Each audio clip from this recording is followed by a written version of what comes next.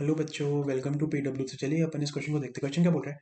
The earth is acted upon by gravitation of sun even though it does not fall into the सन।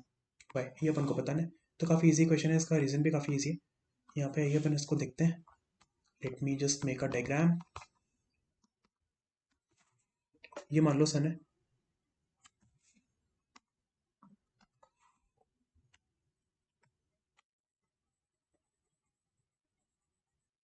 ठीक है।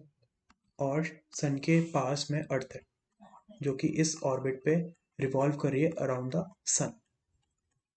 Alright, मान लेता हूँ कि जो अर्थ का मास है वो स्मॉल एम है और सन का मास है कैपिटल एम। और अर्थ के सेंटर से सन के सेंटर के बीच का जो डिस्टेंस है that is denoted by are.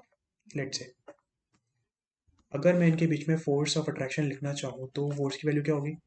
Ji M M upon R square, this we know. So this is basically the force of attraction between earth and sun. तो इस हिसाब से तो क्या होना चाहिए, अगर ये फोर्स ऑफ अट्रैक्शन है तो अर्थ इस तरीके से सन की तरफ मूव करनी चाहिए और सन में चली जानी चाहिए, ठीक है। बट ऐसा होता नहीं है। ऐसा क्यों नहीं होता? आपको पता है कि जो अर्थ है ये सन के अराउंड रिवॉल्व कर रही है। रिवॉल्व क्यों करती है? क्योंकि यहाँ पे एक सेंट्रीपिटल फोर्स एक्ट करता है। यहाँ पे समझना अब आप, यहाँ पे मैं इसका आंसर लिखता हूँ। Centripetal force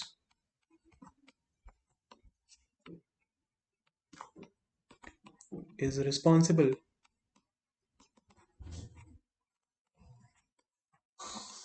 for the revolution of earth।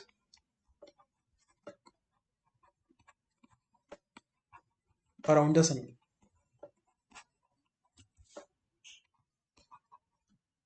ठीक है। और ये जो सेंट्रीपिटल फोर्स है ना, ये इसको कहाँ से मिलता है? सेंट्रीपिटल फोर्स के लिए ना एक सोर्स होना जरूरी है। और सेंट्रीपिटल फोर्स की जो वैल्यू होती है ना वो इसी के बराबर होती है बेसिकली। अगर मैं बात करूं तो centripetal force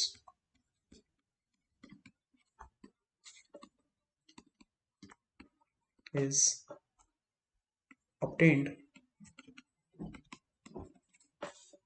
from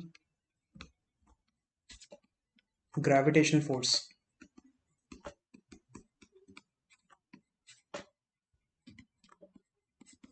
between earth and sun।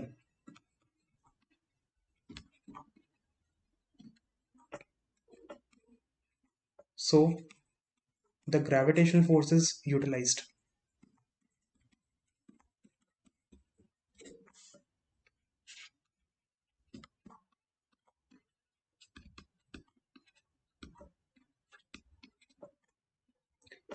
तो यही इस क्वेश्चन का आंसर हो जाएगा। I hope the question is clear.